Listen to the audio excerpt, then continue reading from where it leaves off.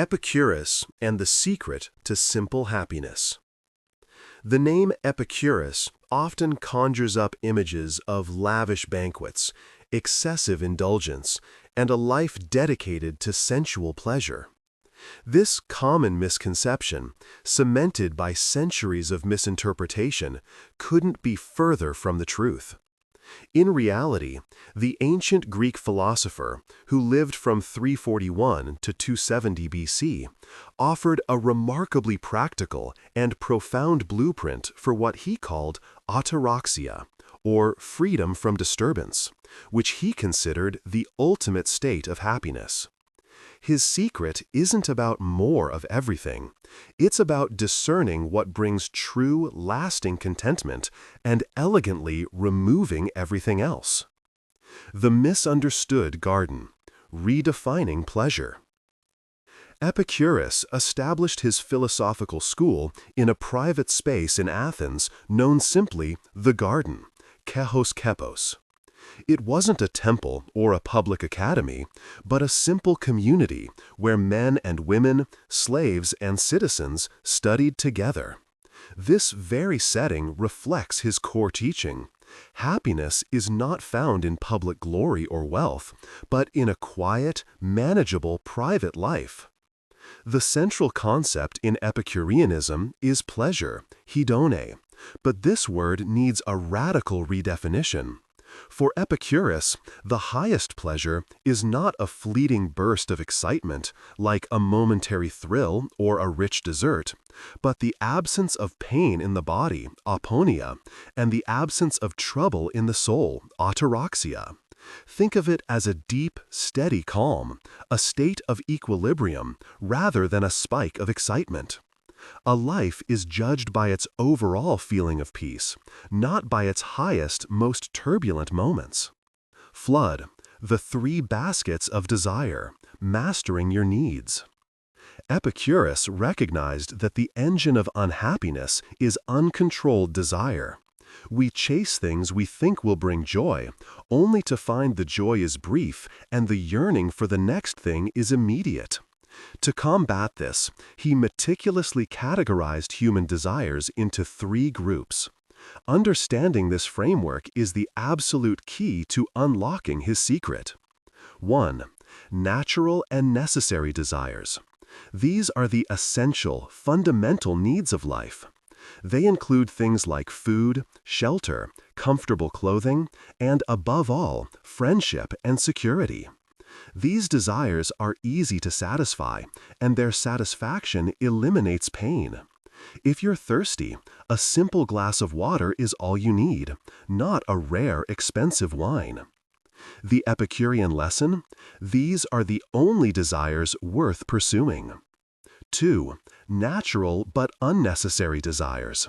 These are variations on necessary desires that don't eliminate pain and instead often increase trouble. They include things like gourmet food, luxurious mansions, or exotic clothing. While they are rooted in a natural need, food, shelter, the type of satisfaction sought is excessive and difficult to attain. The Epicurean lesson? They should be treated with caution. They are fine in moderation, but the pursuit of them creates more stress than the enjoyment they deliver. 3. Vain and empty desires. These are purely social and cultural desires that have no basis in our biological or psychological needs. They are the true thieves of peace. They include the lust for fame, political power, immense wealth beyond security, and even the belief in an afterlife with complicated divine punishments. The Epicurean lesson? These must be ruthlessly eliminated. They are endless, impossible to satisfy, and completely dependent on external factors, leaving your happiness in the hands of others. Pillars, the core pillars of ataraxia.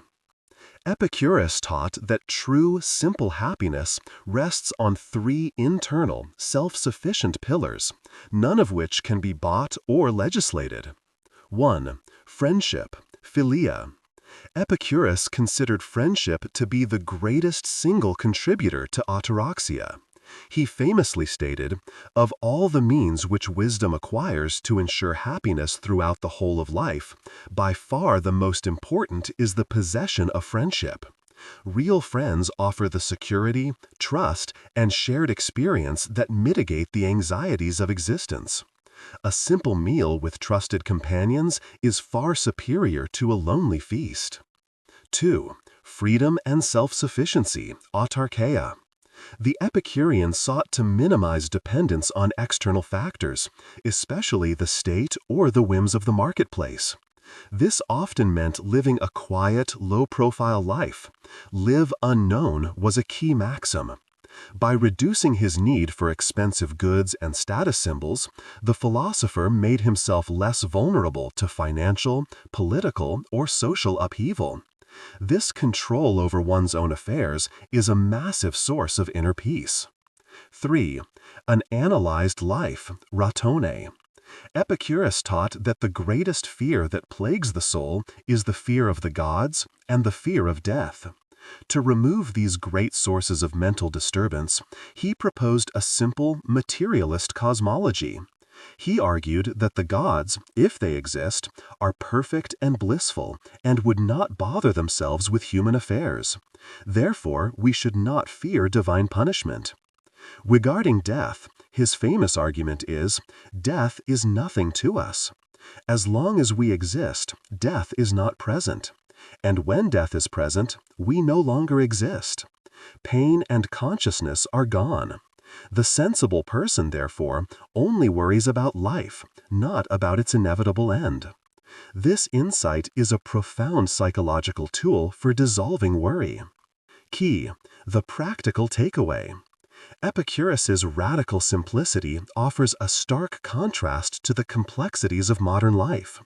His secret to simple happiness isn't about becoming an ascetic hermit. It's about making thoughtful, deliberate choices about what you allow into your life. Audit your desires. Which desires are necessary? Which are vain? Spend your energy fulfilling the necessary ones. Prioritize connection. Schedule time for deep, meaningful interaction with friends over superficial social networking or status seeking.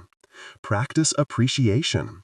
Train yourself to find pleasure in simple, readily available things: clean water, a warm shelter, and the relief from pain. The simple is always accessible. The extravagant is a constant source of trouble. The happiness that Epicurus championed is not an accident or a stroke of luck. It is a skill, the skill of choosing tranquility over turbulence. It is the peace found in the absence of craving, a deep and quiet joy available to anyone, anywhere, who dares to simplify. If this deep dive into ancient wisdom has helped you find a moment of ataraxia, please consider giving the video a thumbs up. What does simple happiness mean to you? Share your thoughts in the comments below. We'd love to read your perspective. And if you seek more tools for a life well lived, make sure to subscribe and ring the bell so you don't miss our next philosophical journey.